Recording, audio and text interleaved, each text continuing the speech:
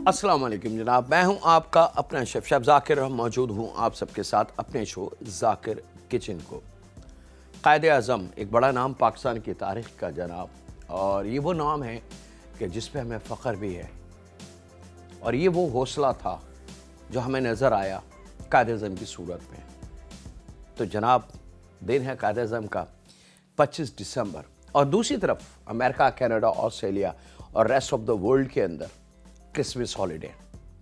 तो मैं तमाम अपने जो पाकिस्तान में मौजूद क्रिश्चियन फैमिली हैं उनको क्रिसमस की मुबारकबाद देता हूँ, और जो मेरे पाकिस्तानी सही फैमिली मेम्बर्स हैं जो अपने आप को पाकिस्तानी कहते हैं, उनको कायद-ए-आज़म का दिन, उसकी बहुत बहुत शुभ बातें। चलें जनाब, बिस्मिल्लाहिर्रहमानिर्रहीम। इस खुशी में, इस बात में हम बनाते हैं केक। अच्छा, केक बहुत सारे हैं, केक की कई किस्में हैं, कई हज़ार पेस्ट्रियाँ, कई हज़ार केक हैं, लेकिन एक चीज़ बड़ी कीमती है इनमें, उसको कहते हैं हम जनाब कप केक। और कप केक की जब बात आती है तो यकीनन मुंह में थोड़ा सा पानी आता है।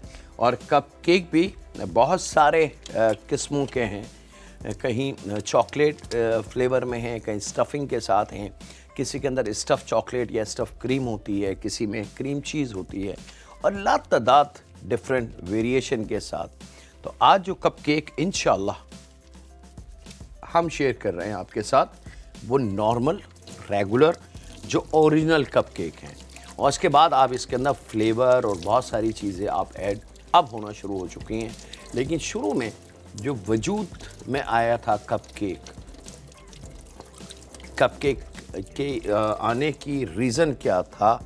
वो था चाय के साथ कोई ऐसी चीज़ हो कि जिसको रखना आसान हो और सर्व करना आसान हो, तो फिर कप केक। नहीं तो जो स्टार्ट था, केक बड़ी ट्रे में बनता था, फिर उसको काट के और फिर सर्व किया जाता था, जो आज भी बनता है।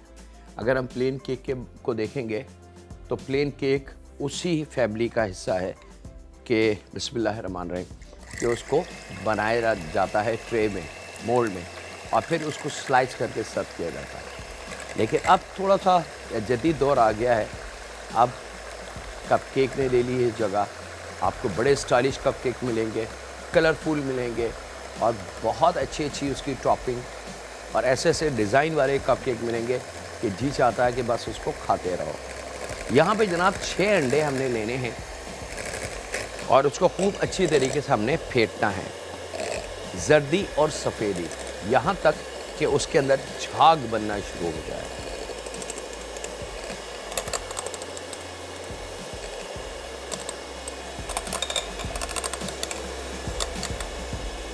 याद रखिएगा 6 अंडों की हम बात कर रहे हैं, और मैदा होगा उसमें 1 पाव। अच्छा, बेकिंग पाउडर बहुत अच्छी क्वालिटी का हमने यूज़ करना है।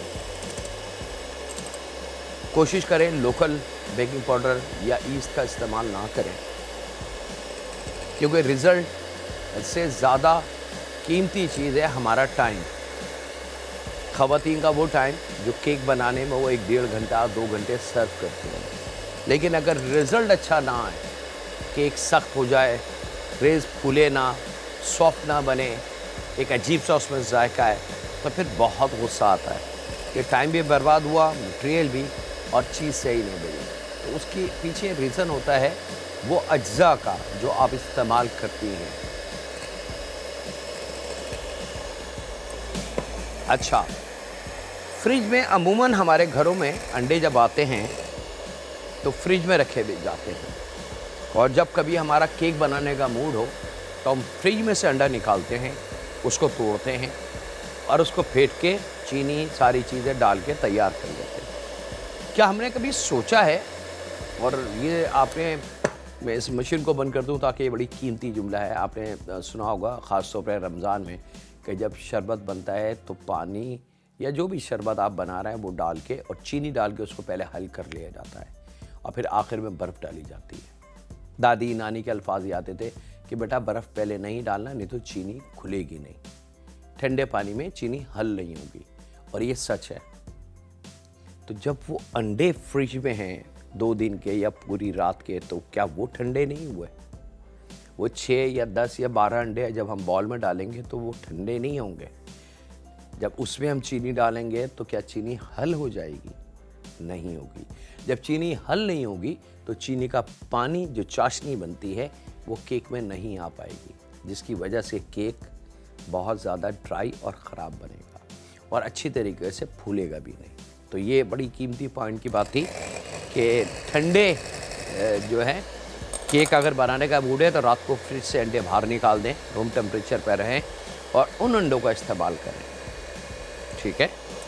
अब यहाँ पे 6 अदद अंडों को हमने खूब अच्छी तरीके से फेंटना है कि अब आप देख सकते हैं कि 6 अंडों की क्रीम बहुत मज़ेदार बनती जा रही है और ये फूल रहा है।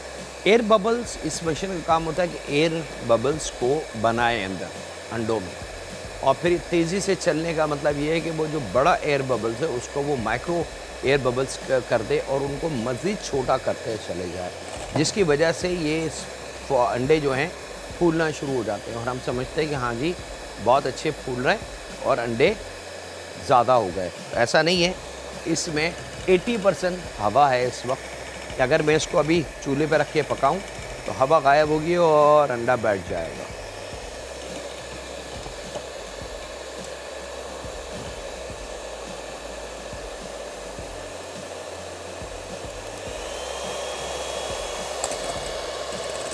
आखिर में थोड़ी सी मशीन की स्पीड को हाई करें ताकि एयर बबल्स जो हैं वो बहुत ज़्यादा मकदार में लॉक हो जाएं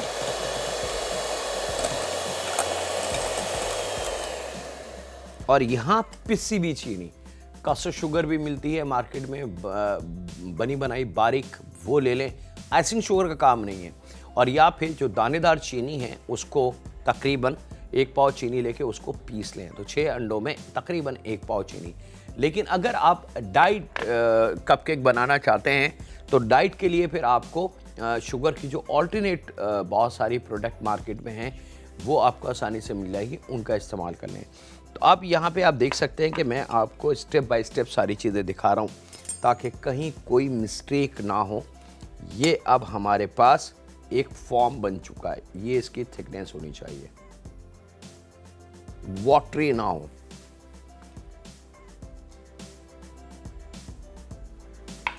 अब यहां पे ये पीसी हुई चीनी जो दानेदार है इसको हम शामिल करेंगे थोड़ी थोड़ी और साथ साथ मशीन चलाते रहेंगे।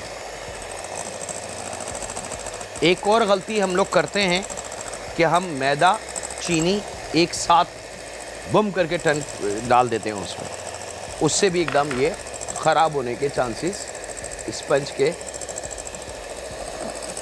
करीब करीब आ जाते हैं।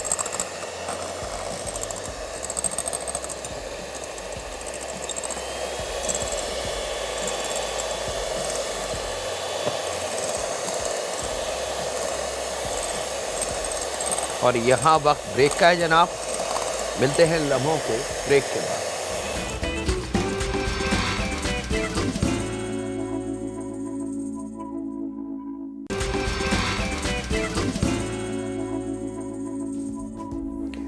वेलकम बैक जनाब, ब्रेक से वापस आ चुके हैं। जब खूब अच्छी तरीके से चीनी और अंडे जो हमने फेंटे हैं वो अच्छी तरीके से जब मिक्स हो जाएं तो यहाँ पे हमने 1 पाव मैदा और इसके अंदर बेकिंग पाउडर है जो तकरीबन 1.5 चाय की चमची है, ठीक है, या 1 टेबल स्पून तक। दोनों ऑप्शन है आपके पास, दोनों में से जो ऑप्शन हो वो आप इस्तेमाल कर सकते हैं। ये हमने इस मैदे में शामिल कर देनी है, ठीक है। और यहाँ एक नॉर्मल जो घरों में स्टैनर होता है वो ले लें, उसका इस्तेमाल कर सकते हैं। या सेकंड ऑप्शन, अगर स्टैनर इस्तेमाल नहीं करना चाहते तो फिर इस मैदे को इस बेकिंग पाउडर के साथ खूब अच्छी तरीके से हल कर लें ड्राई फॉर्म में। चलें जनाब, ये हुआ।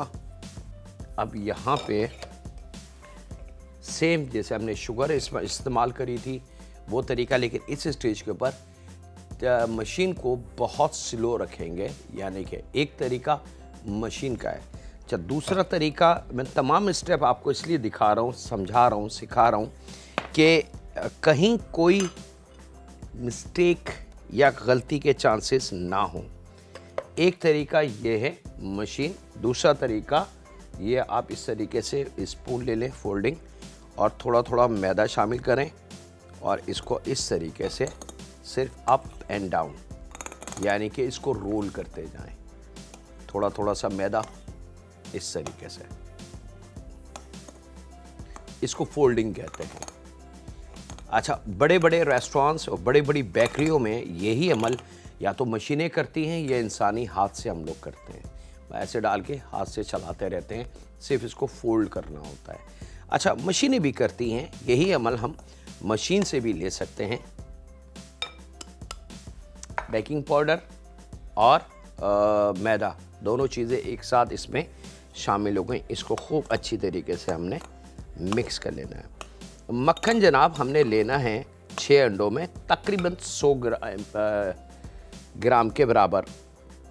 इसको थोड़ा सा नरम कर लीजिएगा, बहुत ज़्यादा गर्म करने की ज़रूरत नहीं है कि ये गर्म हो जाए, पिघला हुआ घी बन जाए ये मक्खन, नहीं, बस हल्का सा रूम टेम्परेचर पे भी रखेंगे तो ये मेल्ट होना शुरू हो जाएगा। या एक आध मिनट के लिए या चंद सेकंड के लिए इसको गर्म ओवन में रखेंगे तो एकदम मेल्ट हो जाएगा। और उसके बाद इसको निकाल के रूम टेम्परेचर पे रखें। ये मक्खन भी हमने इस तरीके से इसमें शामिल कर देना है और उसके साथ ही चंद कतरे वनीला एसेंस के, 1 पिंच, ये आप देख सकते हैं मेरे हाथ में, 1 पिंच इसमें सॉल्ट का इस्तेमाल करेंगे कॉम्बिनेशन के लिए। ये अभी भी आप इसको चाहें तो हाथ से यानी कि स्पून से फोल्ड कर सकते हैं और चाहें तो मशीन से कर सकते हैं। भाई ये फोल्डिंग इसकी बड़ी कीमती है। अब इसमें से, क्योंकि अब बटर इसमें आ चुका है, तो अब आप एयर बबल देखेंगे कि वो कम होना शुरू होंगे। तो यहाँ पे ये हाथ का तरीका, जिन घरों में मशीन की सहूलत नहीं है, लेकिन मसला ये है कि वो बेचारे जिन घरों में ये मशीन नहीं है, वहाँ वो अंडे को कैसे फेंटेंगे। अंडे को फेंटने के लिए थोड़ी सी एडिशनल मेहनत उनको हाथ से करनी पड़ेगी उसके झाग को बनाने के लिए। अब यहाँ पे बहुत स्लो करके आपने मशीन को चलाना है और इस बोल को जल्दी जल्दी जल्दी जल्दी जल्दी जल्दी घुमाते जाएंगे। अब आप देखेंगे जो फॉर्म ऊपर आ गया था वो एकदम बैठना शुरू हो जाएगा, क्योंकि अब मिक्सिंग बड़ी अच्छी सी एक टेक्सचर तैयार हो चुका है अंडों का। अंडे फुल बॉल की तरफ आ गए थे, अब वापस नीचे चले गए। और ये मिक्स करने के बाद ये बैटर हमारा परफेक्टली रेडी है कपकेक के लिए। यहाँ कपकेक की ट्रे, इसको मफन ट्रे भी कहते हैं, कप ट्रे भी कहते हैं, बहुत सारे इसके नाम हैं जनाब।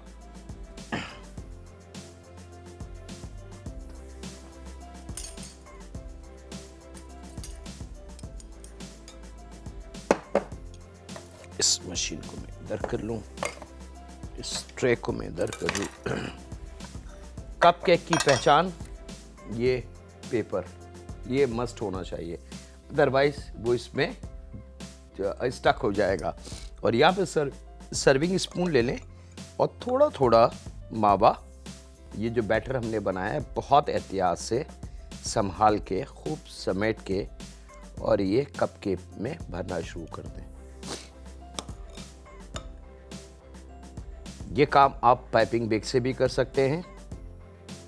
अच्छा, फुल भरने की ज़रूरत नहीं है, बस हाफ लेवल हो या हाफ से थोड़ा सा और बढ़ जाए। तो 1 कप के लिए जो हमने साइज़ लिया है वो ये सर्विंग स्पून लिमिटेड 2। और यहाँ पे वक्त ब्रेक का है, मिलते हैं लम्हों के ब्रेक के बाद।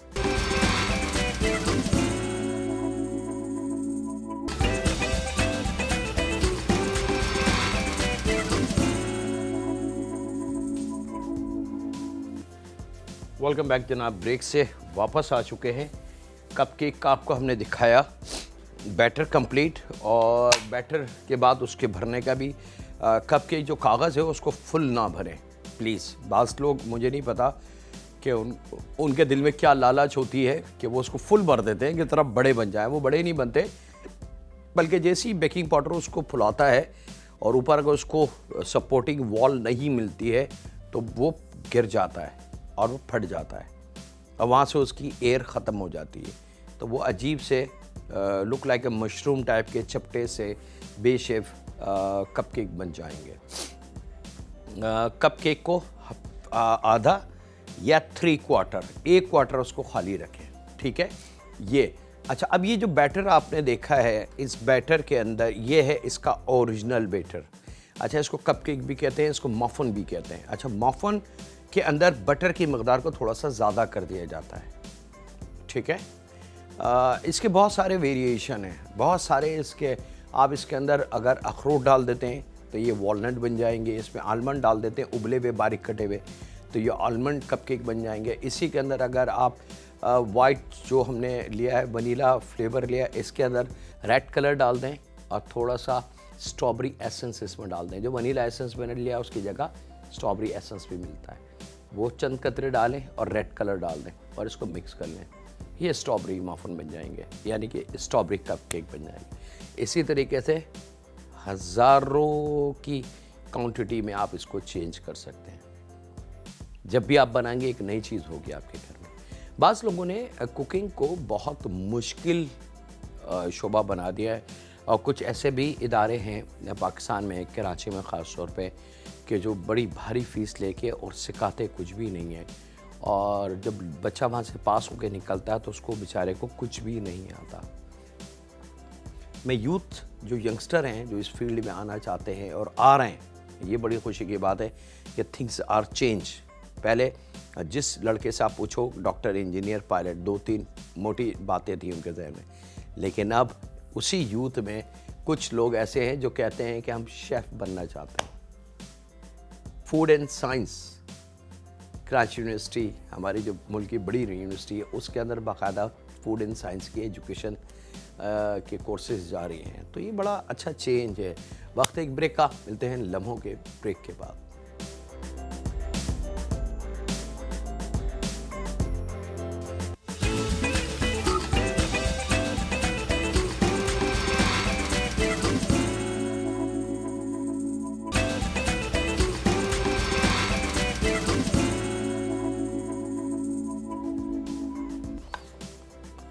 वेलकम बैक जनाब। ब्रेक से वापस आ चुके हैं और यहाँ पे हमने अब बनानी है फ्लोडा सैलेड। अच्छा, फ्लोडा, रशियन फ्लोडा, ये सैलेड्स के नाम हैं जनाब। ये ऐसा नहीं है कि ये वहाँ वजूद में आई, या ऐसा नहीं है कि ये सैलेड सिर्फ पूरी दुनिया में फ्लोडा के बग़ैर फ्लोडा में ही मिलती हैं और कहीं नहीं मिलती, ऐसा नहीं है। ये इनके नाम हैं, जिस तरीके से हमारे गाड़ियों के नाम हैं, ठीक है ना। तो इसी तरीके से खानों के भी नाम होते हैं। हाँ, बिलोंग्स दिया जाता है कि जी ये सैलेड कहाँ से बिलोंग्स है, तो आप इसको कॉन्टिनेंटल में भी कह सकते हो, अमेरिकन सैलेड भी कह सकते हो। जैसे एक बड़ी मशहूर पाकिस्तान में सैलेड है रशियन सैलेड, जिसको देखो, जिस रेस्टोरेंट में देखो, रशियन सैलेड के बगैर वो रेस्टोरेंट कंप्लीट नहीं है। और ख़वातीन सबसे ज़्यादा रशियन सैलेड एक को पसंद करती है और खाई जाती है। तो इसका मकसद ये नहीं है कि वो सैलेड सिर्फ रशिया में बनती है, लेकिन क्या है, पॉपुलर वो रशिया के नाम से है। यहाँ पे जनाब 2 अदद रेड एप्पल हमने लेने ख़ास तौर पे इसके लिए, और उसके हमने क्यूब काट लेने हैं।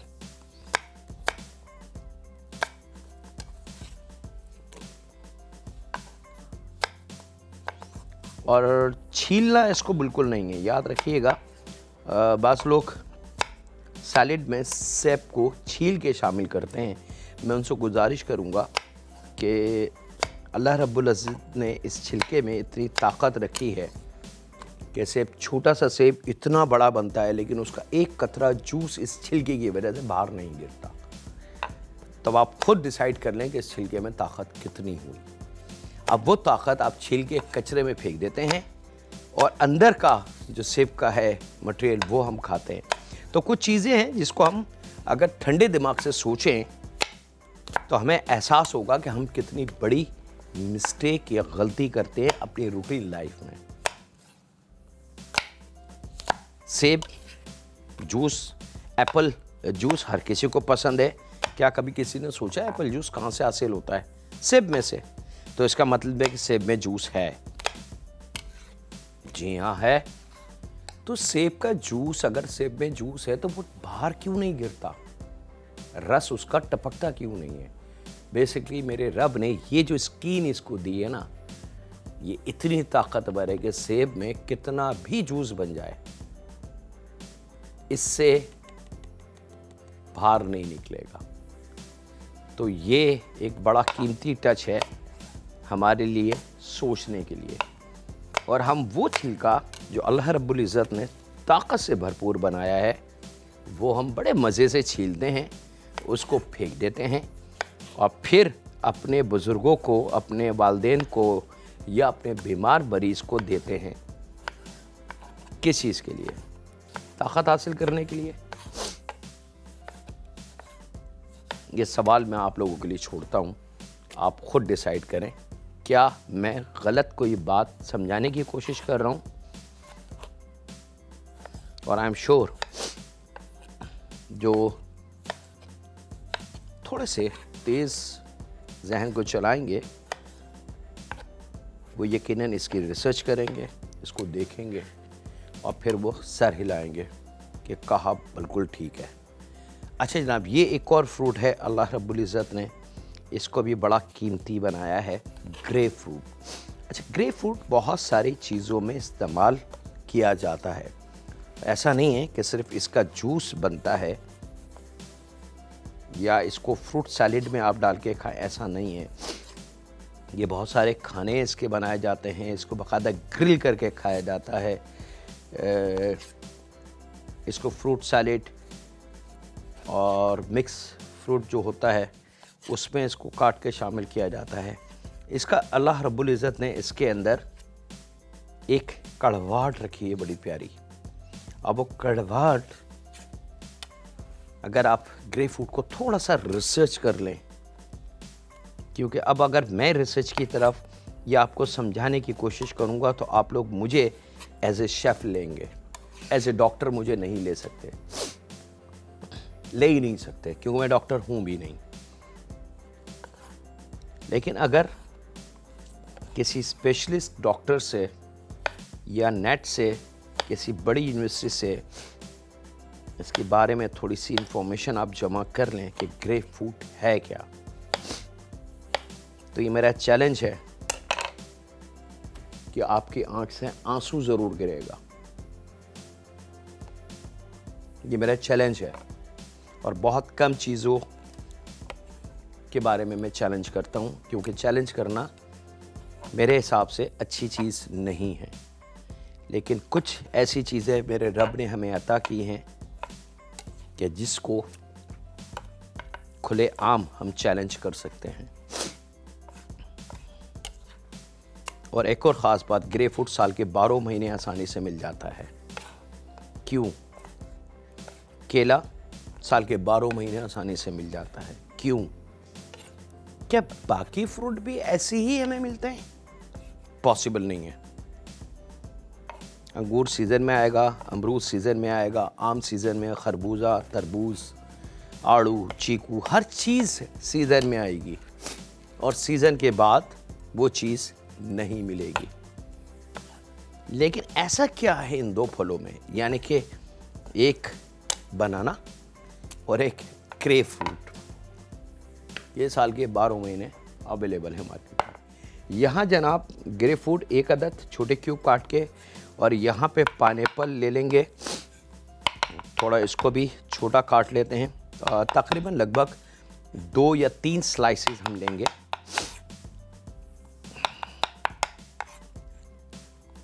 अगर चंक्स मिल जाते हैं, चंक्स को भी आपने छोटा ही काटना है, और अगर रिंग मिल जाते हैं आपको टिन में तो उसको भी आपने छोटा ही काटना है।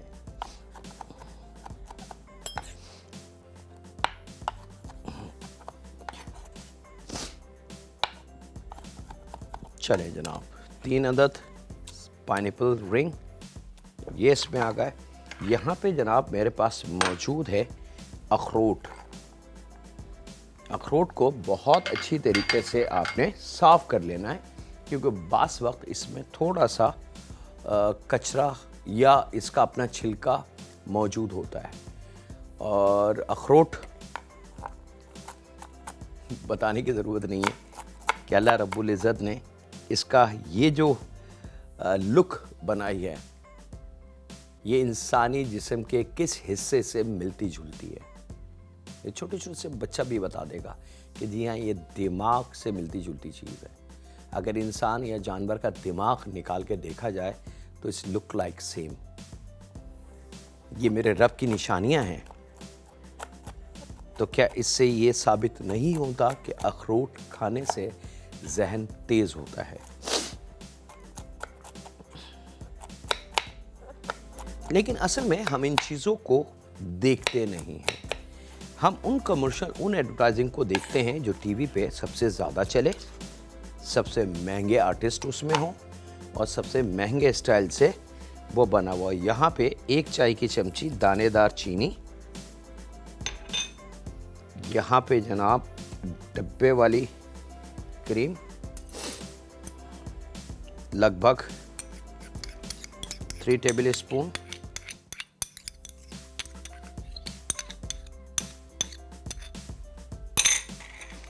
और यहाँ पे प्लेन मायोनीज जो होता है जिसको हम सैंडविचेस पे और बर्गर पे लगा के इस्तेमाल करते हैं। बहुत सारी डिफरेंट जो स्टार्टर हैं उसके ऊपर तकरीबन आधा प्याली के बराबर, और अगर टेबल स्पून काउंट करते हैं तो लगभग 4 to 5 टेबल स्पून ये हमने शामिल कर देना है यहाँ।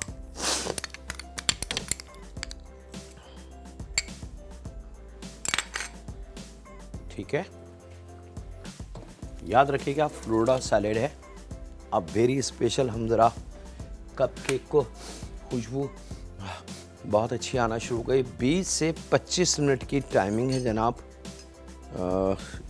इसकी 180 टेम्परेचर है और नीचे का ओवन आउन होगा बेकिंग वाला, ठीक है, ऊपर वाला आउन नहीं होगा। ज़रा क्लोज से मेरे देखने वालों को कैमरे की आंख से दिखा दें ओवन की। ये देख सकते हैं जनाब 180 और नीचे वाला, ठीक है। अब इसको खूब अच्छी तरीके से हमने मिक्स कर लेना है।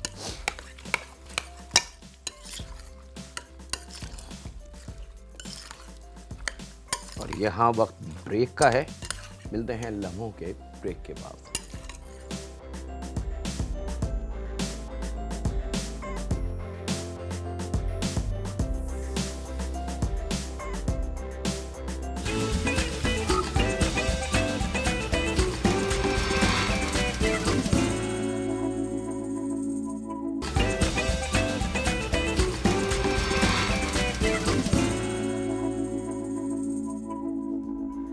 वेलकम बैक जनाब। ब्रेक से वापस आते हैं। यहाँ पे खूब सारी लेटेस्ट आप ले लें सलाद का पत्ता।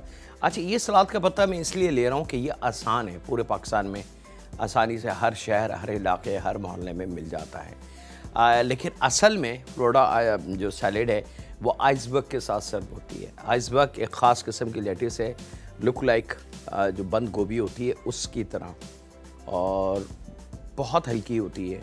98% उसमें वाटर होता है, 98%।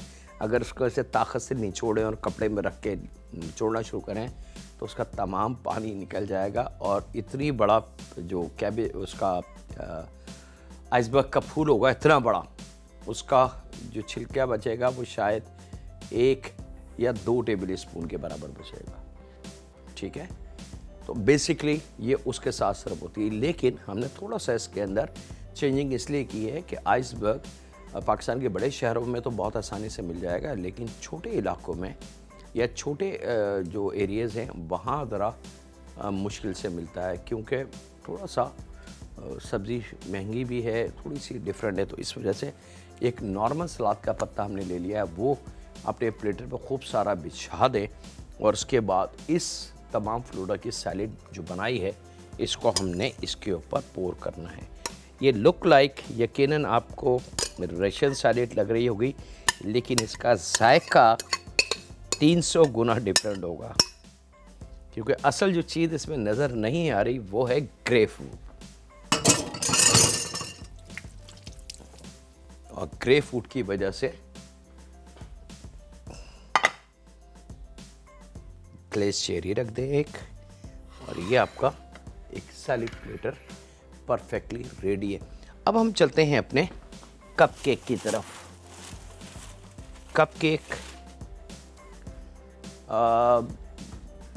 20-22 मिनट, 20-22 मिनट, 24 मिनट, 22 मिनट, अगर ओवन परफेक्टली आपका चलता है, यानी कि हर 100% कंफर्म वो साइड से पकाता है, वर्किंग करता है। क्योंकि बाज़ ओवन, क्योंकि ओवन लोहे के होते हैं तो वो राड में बास वक्त गैस के थ्रो या जंग की वजह से नोज़लें ब्लॉक हो जाती हैं, कचरा फंस जाता है। उससे हम ओवन को खोलते तो 100% है, 180 पे, लेकिन नीचे गैस कितनी जल रही है, नोज़ल कौन से खुले में, ये हमने कभी तवज्जो नहीं दी। तो उसके लिए मैं रिक्वेस्ट करूँगा अपनी फैमिली जितनी मुझे देख रही है इस वक्त, कि हर 2-4 महीने बाद अपने ओवन ख़ास तौर पे किसी मैकेनिक को बुला के एक दफ़ा उसको दिखा दिया करें, तो वो थोड़ी सफाई हो जाए, थोड़े स्प्रे हो जाए जंग से बचाने के, तो एक लंबे अरसे तक ओवन परफेक्टली काम करेगा। यहाँ पे जनाब कपकेक की खुशबू आपको बताएगी कि मैं तैयार हूँ। सेकंड गिलास मौजूद है जनाब, इसमें से आप देख लें अंदर लाइट भी होती है कि वो एक लिमिट तक रेस हो चुका है, परफेक्टली वो तैयार होगा।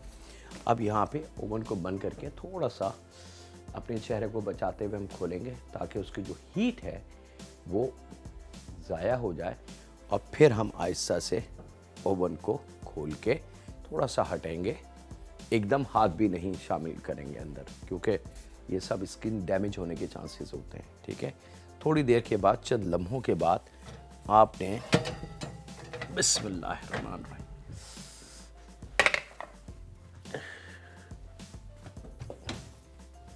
ये कपकेक आपके आ गए। मैं दिखा दूँ इसको निकाल के, एक बहुत आसान है इसको निकालना, तो ऐसे किसी भी कांटे से इसको पकड़ें, इसको साफ़ कर लूँ ताकि आपको दिखा सकूँ।